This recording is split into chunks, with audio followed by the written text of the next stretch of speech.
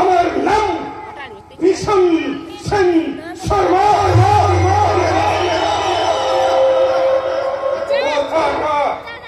মনে রাখবেন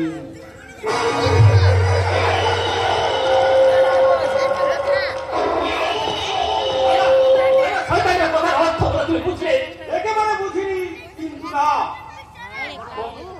কোনো কিছু নয়, আমরা নীরবে মেনে নিয়ে চোখে জল ফেলছি, কিন্তু আমাদের আত্মসম্মানে আঘাত করার চেষ্টা করলে আমি তোমার মালিকের ছেলে বলেছে